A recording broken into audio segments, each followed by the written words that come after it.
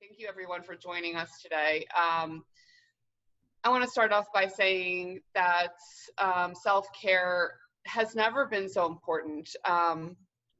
The senseless killing of George Floyd has triggered and exacerbated emotional states.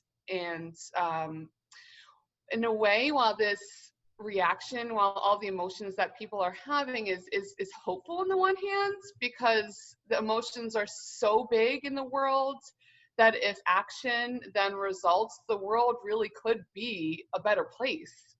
I also recognize that on the other hand, that intensified emotions can have quite a significant impact on well-being, and there's a downside to that as well.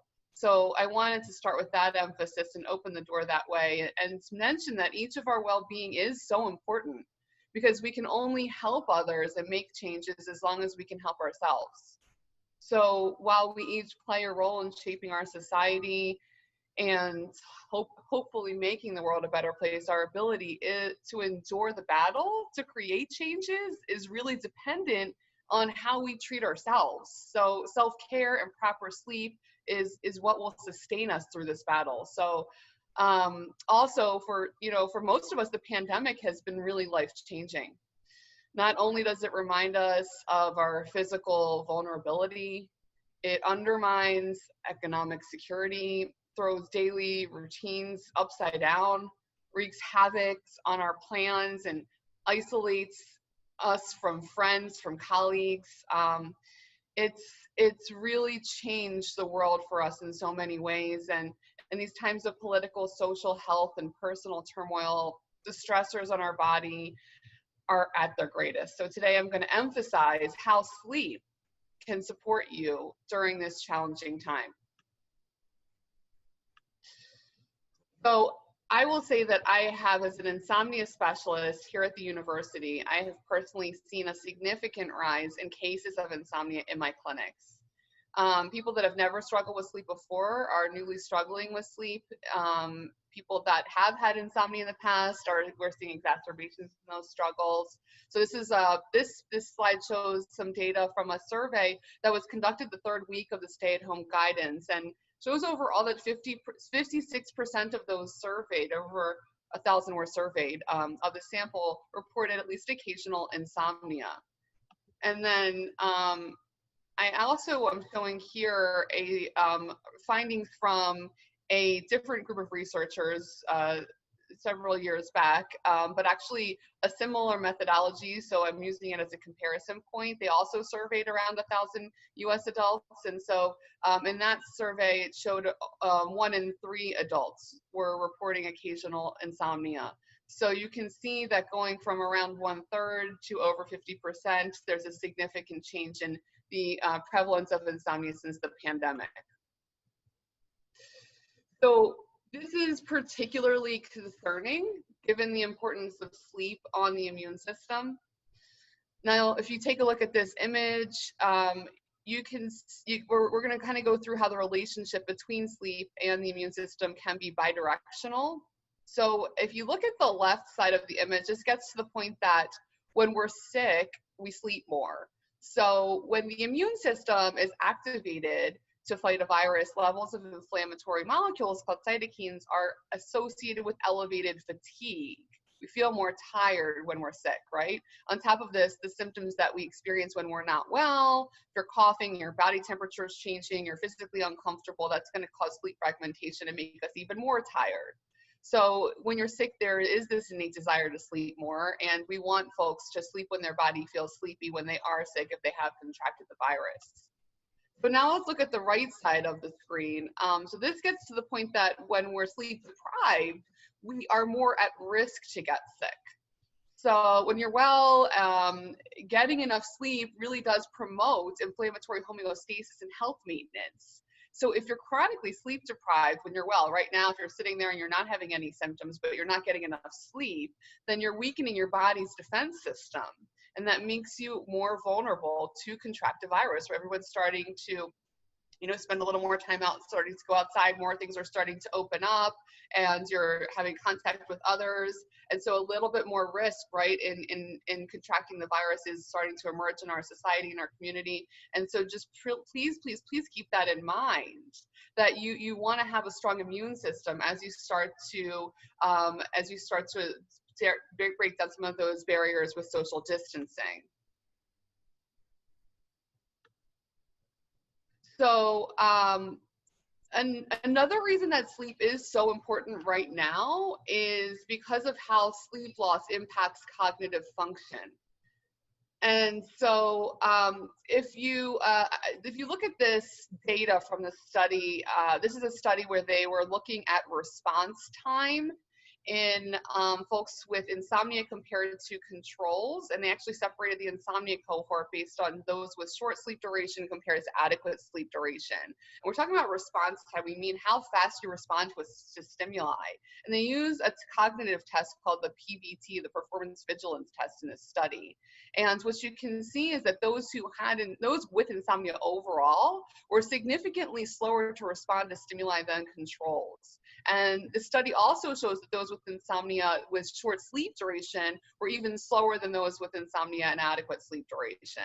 So the take-home message from this is that when you're suffering from insomnia, you're slower to respond to stimuli. That's an impact on your cognitive function. There are several other studies, and I don't have time to go through all of them, but also suggesting that impacts on attention, memory, and executive function take a hit with chronic insomnia or insomnia symptoms. So, and why does that matter right now even more than ever? Because if you take a look at this picture on the right, I mean, right now, a lot of people, not everyone, we have people that there are people that are still, in person going to work, but there are a lot of people that are working from home. And in this work at home environment, there are a lot of distractions.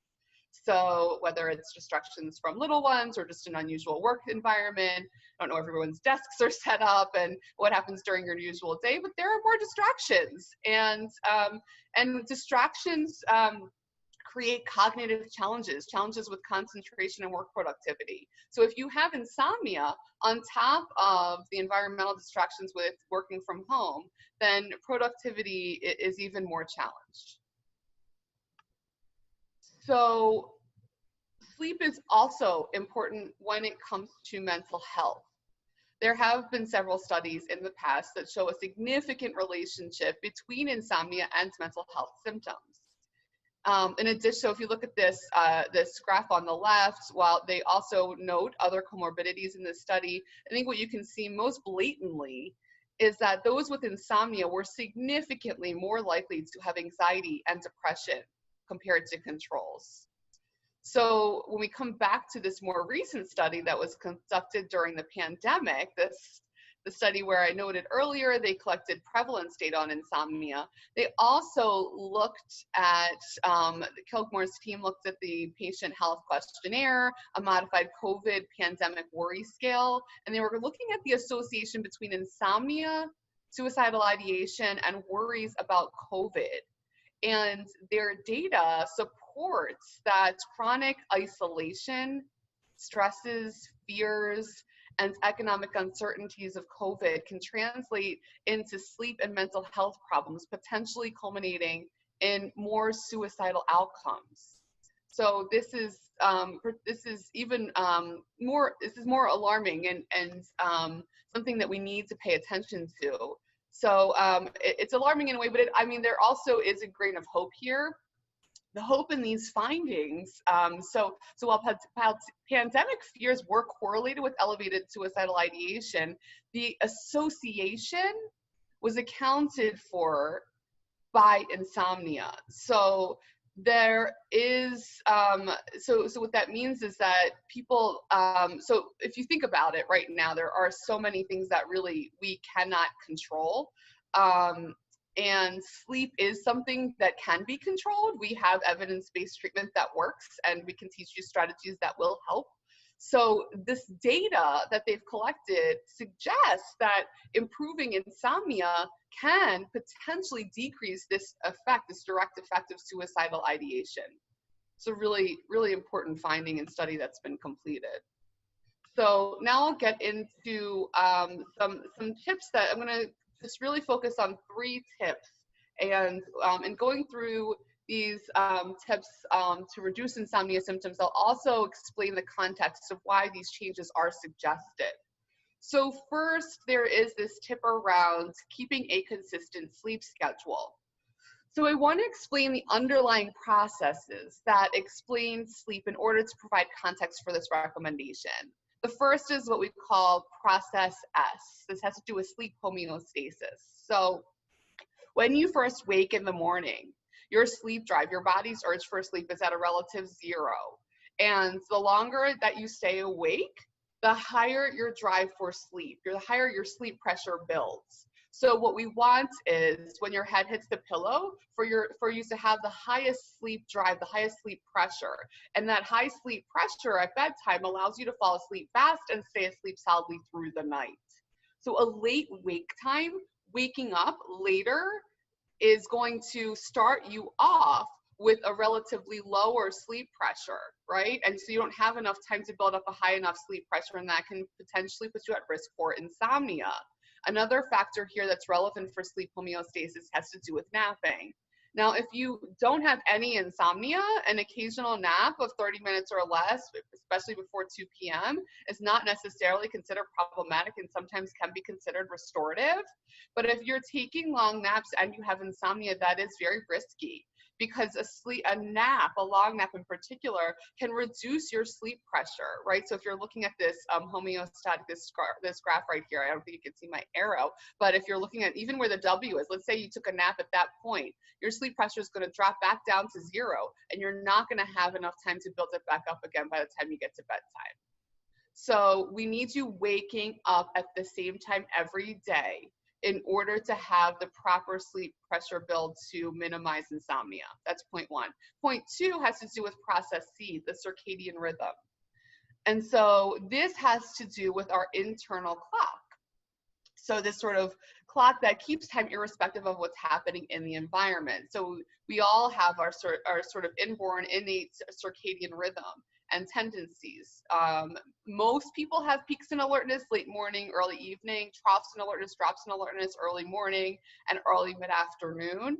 But there are differences in circadian tendencies. And so what I love about the pandemic actually is that those who might have a little bit of a delayed sleep phase or advanced sleep phase can actually go ahead and sleep when their body feels sleepy. So for me, I'm ideal at a 12 to 9 sleep window. And so if for those, for example, if you know that you function best, you're at your most alert, you have the least insomnia, if you have a 2 a.m. to 10 a.m. sleep schedule, and you don't have any current interferences because you're working from home and you're able to make it work with your current work schedule, then I would argue, and maybe this is controversial, but I would argue go ahead and do that for now. You can gradually shift to your needed sleep window when you need to later down the road. But the beauty of being able to work from home right now during the social distancing time period is that you can align with your circadian rhythm. But in doing so, again, it's essential that you keep that consistent sleep schedule. You wake at the same time every day. If you wake at the same time every single day, that will entrain your circadian rhythm. Okay? So those are the 2 reasons why we say this point and why you might see this point of keeping a consistent sleep schedule. So, and again, I don't think I'm making suggestions that you guys have never heard of in your life, but I hope that by explaining the rationale and the underlying principles, it will motivate you to adhere to these. We do recommend turning off electronic devices 1 hour before bedtime and leaving them charging in your kitchen, out of the bedroom. And so why? Number 1, because of melatonin patterns. So we know that light, particularly blue spectrum light that comes from these devices, tells your brain to stop producing melatonin. And so if you're blasting yourself with this blue light right before closing your eyes, you're telling your brain to stop producing melatonin. If you're struggling with insomnia and you have your device right by your bed, the first thing you're going to do is look at that screen. And everyone could say, no, I don't, but you probably do. And so it's best to not even give yourself that nearby potential risk and just leave it out of the kitchen. And you can see in this graph, which I don't think is surprising, that the more time you're using your screens, the less you're sleeping. And so that has to do with not only the fact that this content's way too engaging, especially right now. Everyone's reading the latest article, the latest news finding, seeing the latest comments from peers, and this is all depriving you of sleep, and you need sleep to fight the good fight. Okay, you need it right now to do your part and your role in helping society. And so choose to look at your screens when you can do something about it, right? You're not going to be able to take action and sign a petition in the middle. I mean, use your screens when you need to use your screens. During the day, when you have the full bandwidth and you can take the focus and take in the content, read a new article about racism, or do your part. When it's time to do your part, sleep when your body needs it. Your body needs that sleep. So leave them out of your bedroom. Do it as a test. Hey, if it does nothing for you, then fine, bring it back in. But for a month, leave your devices out of the bedroom and see what happens. Okay, so then let's also get to this point of scheduled me time. So it is so important when we talk about self-care that you spend 1 hour of your day. I'm looking at the time, sorry guys, I don't want to take too long. I want to get to Q&A too. We need you to spend 1 hour of your day. Grant yourself the gift. There's only 24 hours in a day. Pick one for you. That's all I ask, one for you. So 1 hour before your bedtime, just say, this is my time, my me time. During that 1 hour, let your family, friends, everybody know I will not engage in conversation during that time. 1 hour of no conversation with others. 1 hour, of course, of no screen time. 1 hour where you're intentionally lowering your somatic arousal levels. So we know from our research that we did here at University of Chicago that there is this difference in patients, especially with those with insomnia. They tend to have a more hyper-aroused system. We saw this in blood pressure and nerve conduction in our study where we compared insomniacs to controls. And so we know that those with insomnia have a more hyper-aroused system. So if you already are struggling with insomnia, you're going to have a more wound up system to begin with. So it's even more important that you intentionally do lower your somatic arousal level before trying for sleep. So what we suggest is maybe a hot bath or a hot shower. Just put on some soft music. I call my Enya baths. Soft music. Put on some candles. As silly as this is, spas exist for a reason. There's little rooms that you enter into before you go get your massage. Create one of those for yourself in your home. Give yourself 1 hour of some soft music, pick some reading material, and even if you feel cheesy doing it, do it anyway. Soft music, light reading, and candles, and dim the lights down, and every night just give yourself the gift of that 1 hour. It will help to actually lower your somatic arousal level and get your system slowed down adequately so that you can enter sleep in a proper form. I can't say it enough. You have to really, in order to bring change and contribute to solutions, you have to first focus on your own self-care. I'm not an expert in devising a protocol for addressing a lifetime of systemic racism or working on a vaccine for COVID, but I do know two things. One, those that need sleep to best fight the good fight. And two, those of us supporting those objectives and doing our parts towards progress also need sleep to be our best selves on this journey. Thank you. The first is, how does one best change a sleep pattern if one wants to get up earlier and goes to bed too late? Any advice? Sure. Well, I would first, argue, again, this is like slightly controversial. This is truly how I feel, that if you are noticing that you're tending to get up, you're tending to want to go to bed late and sleep in late, I'd first ask you the question, is it necessary for you to make that shift? So any patients that I have coming in asking to shift their circadian rhythm, which is a common symptom report, I ask them first, can you find a way to work around it? Because people do best when they are aligning with their circadian rhythm and their circadian tendency. So for example, if you tend to be more awake at night, get a night shift job. If you can talk to your bosses and figure out a way to start later, do so. But if you can't, if there's no way around that, then you want to do a gradual phase advancement shift. So every 2 to 3 nights. So first of all, you want to anchor your wake time to the time that you need. Start off with anchoring your wake time to the earliest point that you need to wake up, and then you have your natural bedtime that you're currently working with. And then every 2 to 3 nights, you want to move your bedtime earlier by 15 to 20 minutes. You don't want to abruptly shift from your current bedtime to your earlier bedtime. So anchor the wake time and keep it there the whole time, and then slowly shift your bedtime earlier and earlier. And then in the morning, expose yourself to bright light. So blast your cell phone. That's the time to go to the kitchen, grab your device, and look at your cell phone at the highest light intensity for 15, 20 minutes, and then go take a walk as well. Expose yourself to blue light and sunlight. That's great. The next question is clinical faculty attending physicians who have patients in the hospital or otherwise have people who need to contact us 24/7 don't have the luxury of leaving electronics out of the bedroom. What recommendations do you have for us? Great point. Yes. So you will have to leave those in the bedroom. And so in those points, it's really tough, but what you want to do is kind of just keep your interaction with your device brief.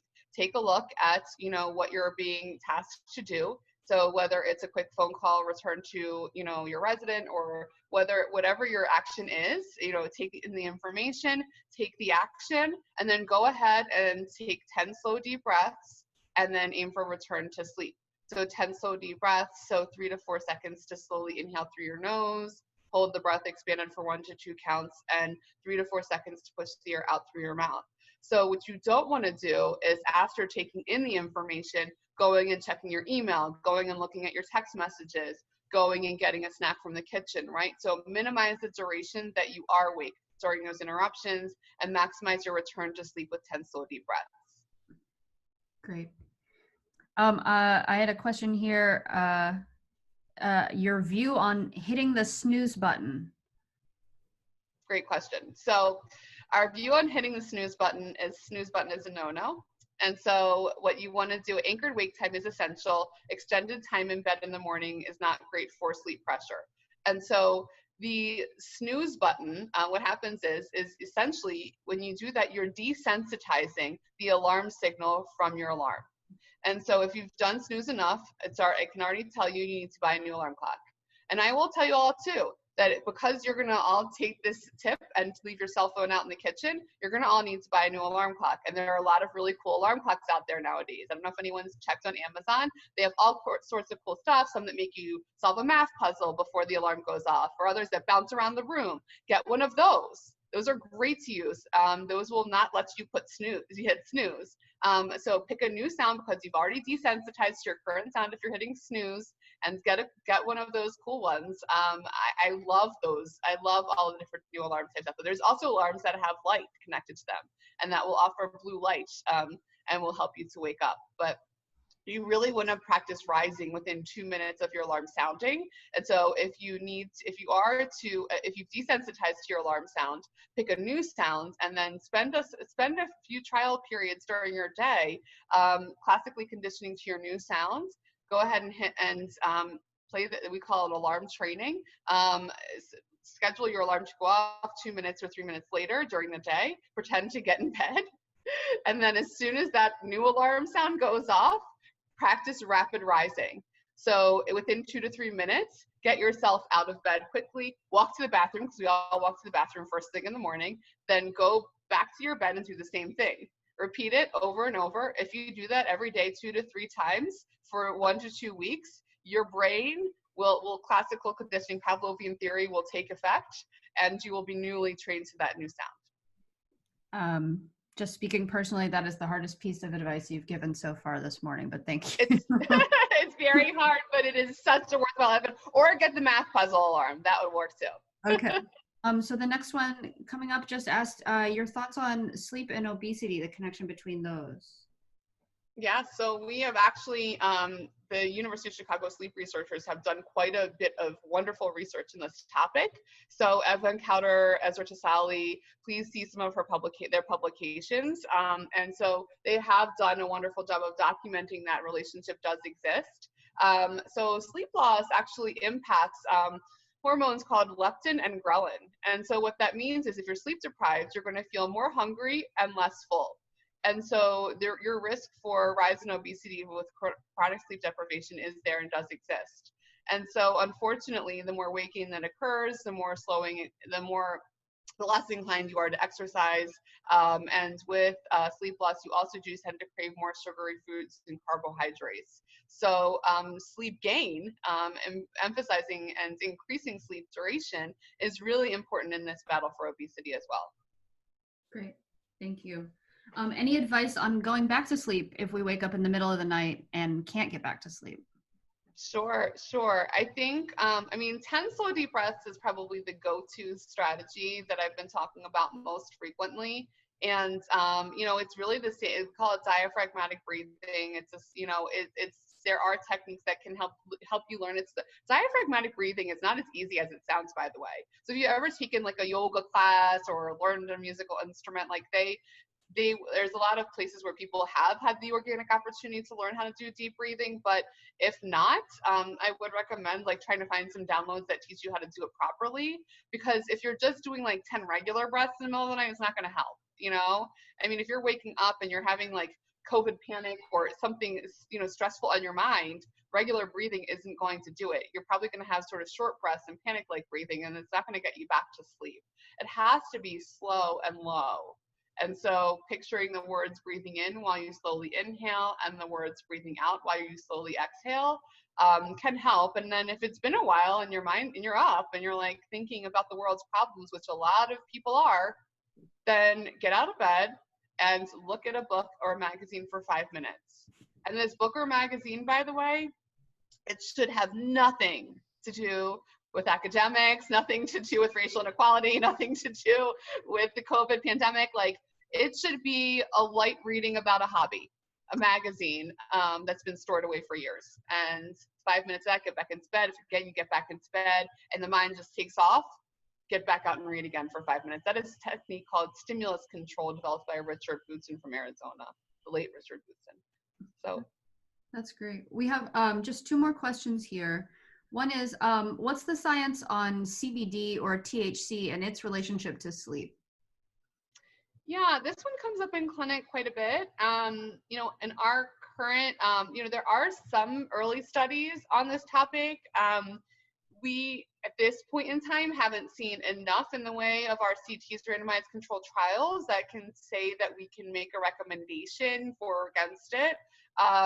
And so, being in an evidence-based university, it's not something that we really feel like we can speak to or speak against at this point in time. I think we need to see, more formal studies done, and likely they will be done at some point. But for now, like I said, the first line treatment for insomnia is cognitive behavioral treatment for insomnia. And truly, I like to see, somebody asks, well, what if it's working for me and I'm using this and it's helping me? Okay, well, if it ain't broke, don't fix it. But at the same time, I like to see people really turn inward and learn skills to get control over their own thoughts and emotions, because that's what's empowering, right? I mean, you have one vessel, one mind, one body, and wouldn't it be a beautiful thing if you knew how to control it? We can't, all of the things in the world we can't control. The one thing you can are your own thoughts, your own behaviors, and your own emotions. So why not just turn inward? Use this time to learn how to control yourself, learn how to control your thoughts, your emotions, learn CBTI if that's something you're struggling with, because it's empowering. It is empowering. That's great. So the last question that we have here is, any techniques to train yourself not to wake up in the middle of the night? Well, that's, an interesting way to phrase the question. I mean, it's to train yourself not to wake up. I mean, you really, I think one thing you can do is just kind of start delivering the message to your mind that sleep is for sleep, right? My bedroom is a bedroom and it's just for sleep. And so letting yourself know that my sleep window is not a time for thinking, and kind of bossing around your brain like you would, if you're giving instructions to a toddler, this time, this is not a time to play. I need you to focus on this task. So you're telling your brain what to do and what not to do, and start delivering that message. But you, in the beginning, like you still might notice that because of your history and repeated pairing of your bed plus thinking or your bed plus mind racing, your mind might start to just innately just go into thinking mode. And if you can practice stimulus control and tell your mind, nope, this is not the time to think, by getting out of bed and executing the behavior of reading for 5 or 10 minutes, eventually that behavioral pattern will teach your brain not to sleep during the sleep window.